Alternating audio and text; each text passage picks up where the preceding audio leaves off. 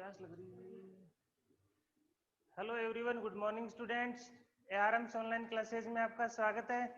आज हम बात करेंगे, लेसन नंबर 9 चल रहा था अपना, क्लास एंड ऑब्जेक्ट। क्लास क्या होती है, ऑब्जेक्ट क्या होते हैं, उसके बारे में आज हम डिटेल से पढ़ेंगे। तो सबसे पहले इसका इंट्रोडक्शन देखते हैं।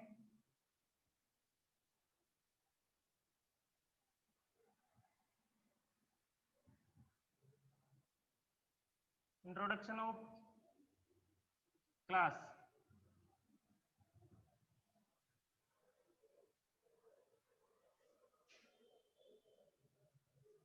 इंट्रोडक्शन ऑफ क्लास की, क्लास के बारे में इसका इंट्रोडक्शन। तो क्लास एक ऑब्जेक्ट ओरिएंटेड प्रोग्रामिंग भाषा का एक महत्वपूर्ण फीचर्स है। क्या है? Class object oriented programming, OOP का एक महत्वपूर्ण फीचर्स है। इसमें क्लास की अवधारणा C++ भाषा से ली गई है। कहाँ से लिया गया है? ये आपका सी लैंग्वेज से लिया गया है। कहाँ से लिया गया है? सी लैंग्वेज से। ऑब्जेक्ट ओरिएंटेड प्रोग्रामिंग भाषा जो C++ है, कौन सी होती है? C++ में लिया गया है। और लिया कहाँ से गया है? सी लैंग्वेज से लिया गया है। यह एक यूजर डिफाइंड डाटा टाइप है। कैसा है? User defined data type. इसका मतलब यह है कि यूजर खुद इसको डिफाइन करता है या परिभाषित करता है। यूजर खुद उसको परिभाषित करता है, इसलिए इसका नाम है यूजर डिफाइन। इसको बनाने का और लागू करने का नया तरीका है। इस अध्याय में हम उसके बारे में, क्लास और ऑब्जेक्ट के बारे में ही पढ़ेंगे आज। अब है क्लास को परिभाषित किस प्रकार से करते हैं।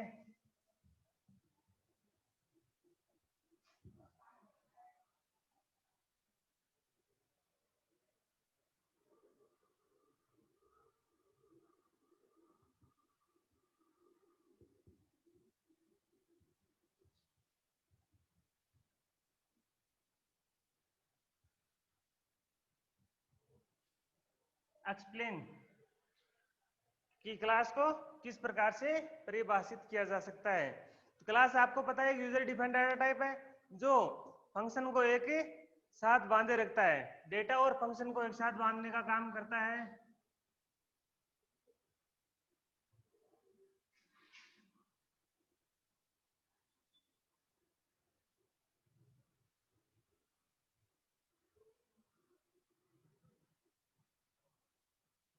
डेटा और फंक्शन को, दोनों को एक साथ बांधने का काम कौन करता है? आपकी क्लास करती है। और एक क्लास क्या है? यूजर डिफाइंड टाइप का वेरिएबल है, जिसे आप खुद परिभाषित कर सकते हो। क्लास की घोषणा में हम उसके डेटा टाइप और मेंबर फंक्शन को घोषित करते हैं। इसको घोषित करने के लिए हम पहले तो क्या करेंगे? डेटा टाइप और उसके मेंबर फंक्शन, डेटा टाइप को और मेंबर फंक्शन को घोषित करते हैं। हम देखते हैं किस प्रकार से करते हैं। जैसे एग्जांपल आपको दे रखा है, क्लास और क्लास नेम, क्लास और क्लास नेम, ये आ जाएगा। इस प्रकार से आप डिक्लेरेशन करेंगे। और इसके आपको पता है दो पार्ट्स है, एक होता है प्राइवेट, एक होता है पब्लिक। प्राइवेट क्या होता है, पब्लिक क्या होता है? पब्लिक का मतलब आप कह सकते हो कि सार्वजनिक, जिसका यूज हर कोई कर सकता है, वो इसका पब्लिक अनुभाग कहलाता है। प्राइवेट का मतलब होता है जिसके अंदर हम डेटा को छुपा के रख सकते हैं। पर्सनल भी होता है इसका मतलब। प्राइवेट का मतलब क्या होता है? पर्सनल। इसमें आज क्या आ जाएंगे?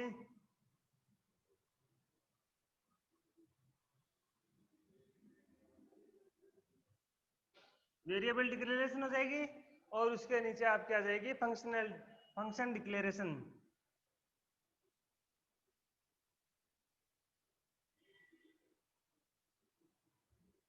और वही चीज प्राइवेट में आई, वही चीज आपकी पब्लिक अनुभाग में आ जाएगी। वेरिएबल डिक्लेरेशन और फंक्शन डिक्लेरेशन।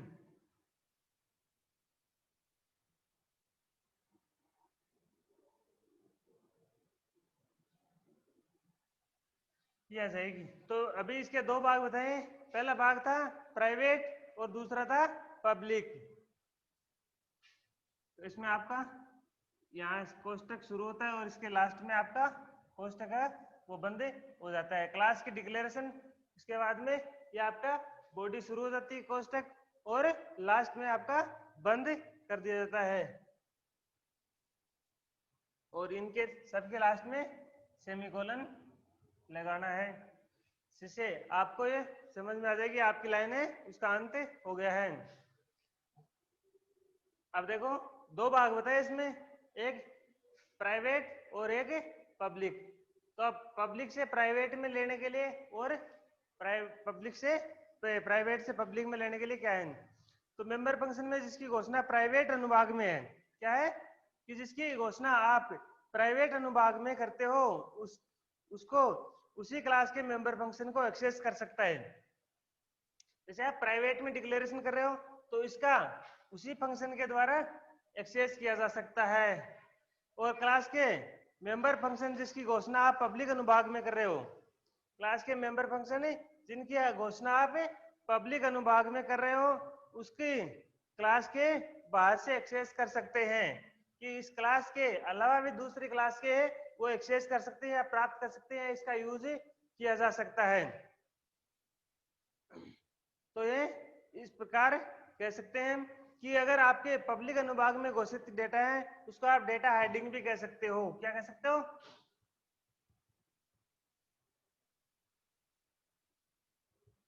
हाइडिंग मतलब छुपाना।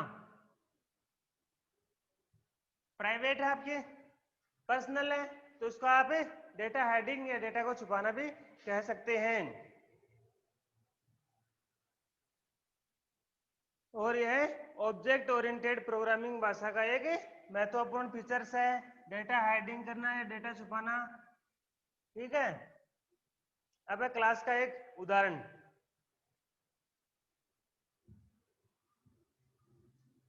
एग्जाम्पल लेके देखते हैं कि उदाहरण, ये तो आपका सिंटेक्स था कि किस प्रकार से वो बन के तैयार होता है, उसका फॉर्मेट।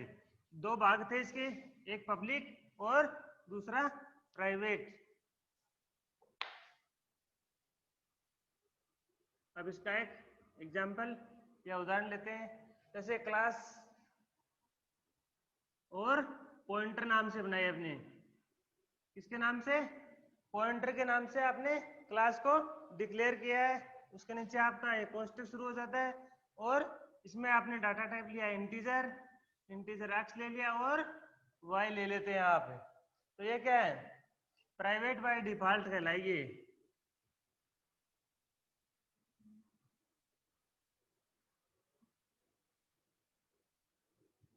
या इसको क्या कहते हैं? ये प्राइवेट है। अब पब्लिक अनुभाग,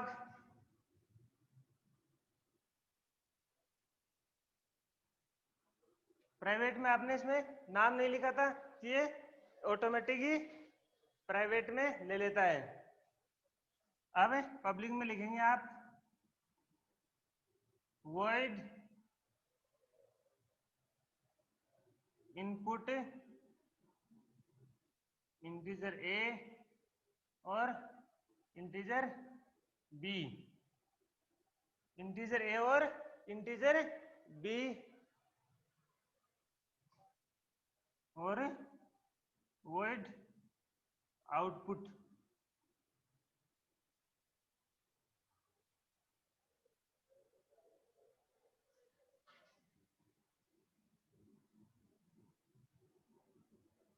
इस प्रकार से ये आपका उदाहरण है और ये कोष्टक बंद हो जाएगा लास्ट में। इस प्रकार यहाँ आपने शुरू किया था और यहाँ पे ये बंद हो जाता है।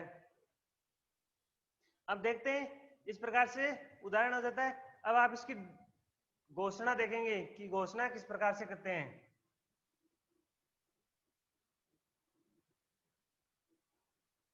डिक्लेरेशन, तो डिक्लेरेशन करने के लिए बेसिक डाटा टाइप की तरह क्लास टाइप के वेरिएबल को भी घोषित कर सकते हैं। आप क्या कर सकते हैं कि जिस प्रकार आप बेसिक डाटा टाइप को डिक्लेयर करते हो उसी प्रकार से क्लास को भी आप डिक्लेयर कर सकते हो। डिक्लेयर करने के लिए वही चीज है, आपको पॉइंटर पी और जैसे क्यों लिख दिया आपने,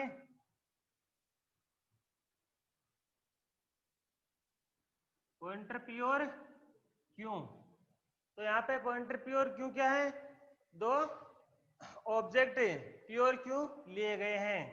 ये दो क्या है, ऑब्जेक्ट हैं।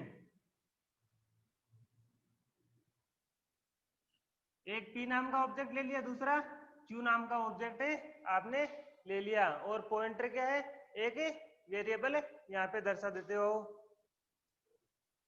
अब आते हैं कि क्लास के अंदर मेंबर फंक्शन को एक्सेस करना।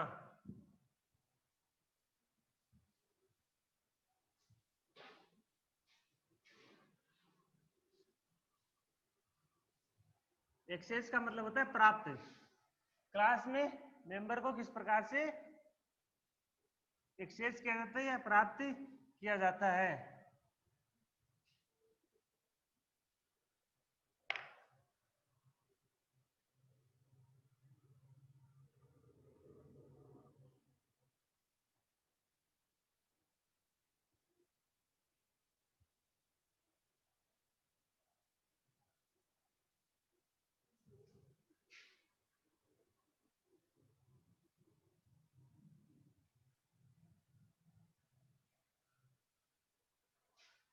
तो हम केवल क्लास के पब्लिक मेंबर को उस क्लास के ऑब्जेक्ट के द्वारा एक्सेस कर सकते हैं। पब्लिक मेंबर फंक्शन को एक्सेस करने का प्रारूप निम्न प्रकार से है, क्योंकि अभी बताया आपको इसके दो भाग थे, पब्लिक और प्राइवेट। तो प्राइवेट में उससे आप दूसरे क्लास के द्वारा एक्सेस नहीं कर सकते हो। अब उसका बचा कौन सा, पब्लिक पार्ट। तो पब्लिक पार्ट से किस प्रकार से ले सकते हैं, लेने के लिए ऑब्जेक्ट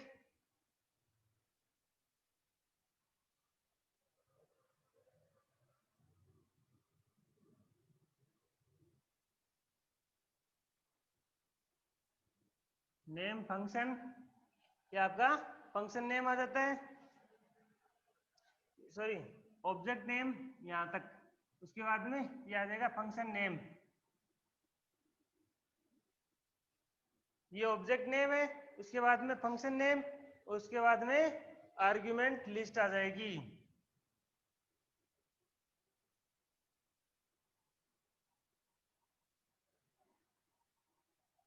कि कितने आर्ग्यूमेंट्स को आपको एक्सेस करना है या लेना है। इस प्रकार से आप एग्जाम्पल के थ्रू देख सकते हैं इसी चीज को, कि ऑब्जेक्ट नेम कौन सा ऑब्जेक्ट लिया आपने, पी नाम से लिया है। पी और क्यू दो ऑब्जेक्ट लिए थे आपने, तो पी नाम से ऑब्जेक्ट ले लिया, और फंक्शन नेम इसमें लिख लिया इनपुट। ठीक है, इनपुट लिखने के बाद में आपकी आर्ग्यूमेंट लिस्ट में आपने दो नंबर दे दिए, 10 और 20, दो संख्या इसमें दे दी जाती है। तो ऑब्जेक्ट पी के द्वारा, किसके द्वारा, ऑब्जेक्ट पी, अभी आया ना object name, function name, input, और ये आर्ग्यूमेंट लिस्ट में 10 और 20 आपने लिखे यहाँ पे।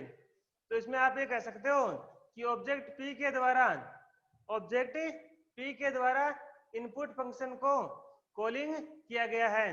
क्या किया गया है, इनपुट फंक्शन को कॉल किया गया है, और स्टेटमेंट पी इंटू अक्स बराबर 10 मान्य नहीं है, क्योंकि अक्स को प्राइवेट घोषित किया गया है। क्या किया गया है, अभी पिछले उदाहरण में देखा था आपने कि अक्स और वाई दो थे ऊपर, तो उसमें कौन से थे, प्राइवेट में थे। तो प्राइवेट वाले इसमें आप एक्सेस नहीं कर सकते हो, क्योंकि अक्स है वो प्राइवेट है, और इसके लिए केवल क्लास के मेंबर फंक्शन को ही सीधे एक्सेस कर सकते हैं, न कि ऑब्जेक्ट के द्वारा एक्सेस किया जा सकता है। उसके बाद में आता है मेंबर फंक्शन को परिभाषित करना।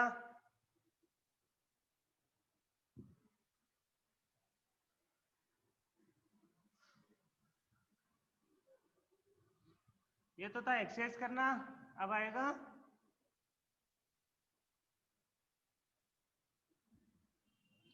मेंबर फंक्शन को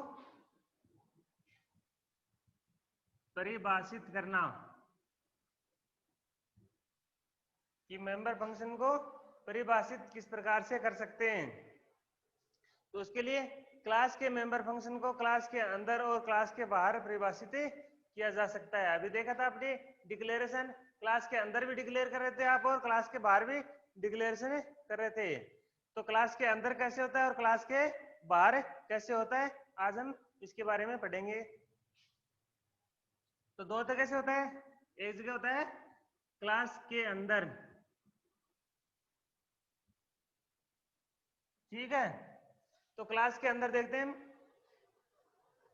कि मेंबर फंक्शन को घोषणा को क्लास के अंदर उसकी वास्तविक परिभाषा से विस्थापित किया जाता है, और क्लास के अंदर परिभाषित मेंबर फंक्शन इनलाइन फंक्शन माने जाते हैं। क्योंकि क्लास के अंदर है इसलिए इसको आप इनलाइन फंक्शन भी कह सकते हैं। क्या कह सकते हैं, इनलाइन फंक्शन भी कह सकते हैं।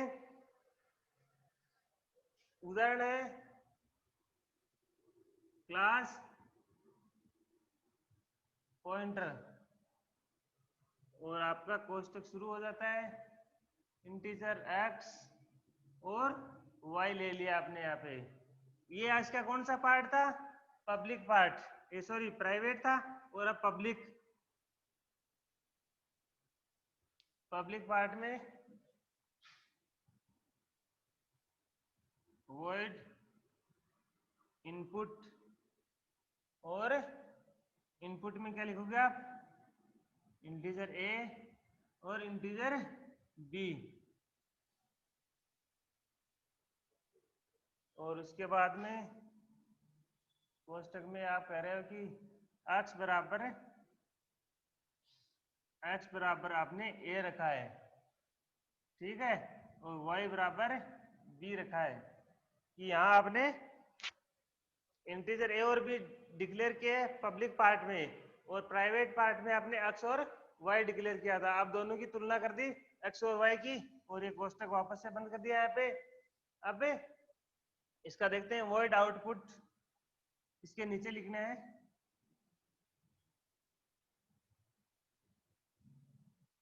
Void output. यहां तो था पहले इनपुट, उसके बाद में आउटपुट वॉइड, और उसके बाद में इसके प्रिंट टाइप स्कैनएप होते हैं सी में, और इसमें सी आउट और सी इन करवा देते हैं। तो सबसे पहले देखते हैं सी आउट। सी आउट में किसको करवा रहे हो आप, कि x को, और एक में y को करवा दोगे। ये आपका x हो गया बराबर x, और कोष्टक बंद /n। /n का मतलब यहाँ पे है कि आप न्यू लाइन से स्टार्ट करने जा रहे हो, और उसी प्रकार से सी आउट और y, ठीक है, y बराबर, इसको आप y के द्वारा करवा देंगे इस प्रकार से। तो ये आपका इनका रिजल्ट आ जाएगा कि x को प्रिंट करवा दिया और नीचे y को प्रिंट करवा दिया। तो ये होता है आपके क्लास के अंदर या इनलाइन फंक्शन के अंदर किस प्रकार से आप इसको डिक्लेयर करते हो। अब आता है क्लास के बाहर।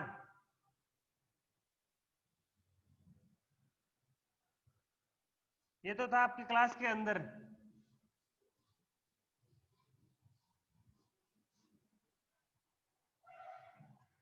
क्लास के बाहर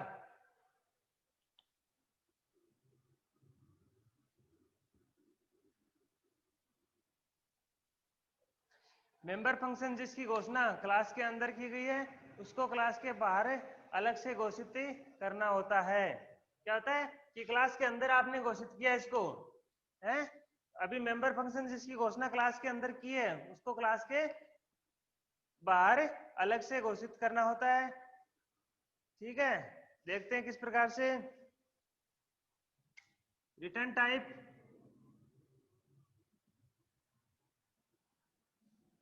ये आपका रिटर्न टाइप क्लास नेम,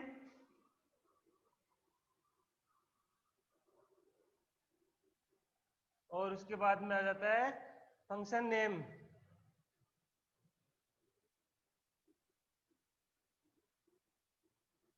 और आर्ग्यूमेंट लिस्ट। अभी आपने देखा था क्लास नेम, फंक्शन नेम और आर्ग्यूमेंट लिस्ट थी, जो भी उसको मेंबर फंक्शन को परिभाषित किया था उस टाइम।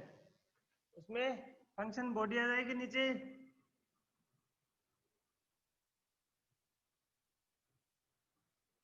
पुस्तक बंद कर देंगे इस प्रकार से। यहाँ ये क्लास नेम है, ये दर्शाता है कि फंक्शन क्लास से संबंधित है।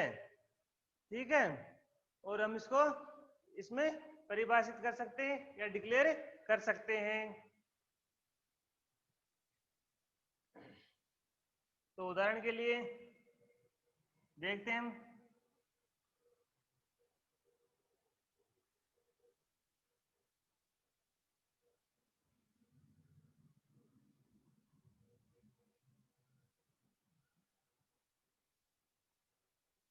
क्लास पॉइंटर नाम से बनाई थी, पॉइंटर नाम से क्लास बनाई आपने। ये कोष्टक शुरू कर देते हैं, इंटीजर एक्स और वाई दोनों वेरिएबल लिख देते हैं। दूसरा इसका पब्लिक के कंपार्टमेंट में या पब्लिक अनुभाग में लिखेंगे आप वॉइड इनपुट, और वॉइड आ जाएगा इस प्रकार से। सॉरी, वॉइड इनपुट में क्या करोगे, इनपुट इंटीजर ए और इंटीजर बी, इंटीजर ए और इंटीजर बी करवाओगे, और वॉइड आउटपुट और वॉइड, इस प्रकार से आपका ये आ जाता है। और यहाँ कोष्टक बंद कर देते हैं। तो ये इस प्रकार से आप क्लास के बाहर भी इसको एक्सेस या प्राप्त कर सकते हैं। तो आज के लिए इतना काफी, आगे मिलेंगे हम नेक्स्ट वीडियो के अंतर्गत। तब तक इस अपने यूट्यूब चैनल को लाइक करें, सब्सक्राइब करें। Okay, thanks.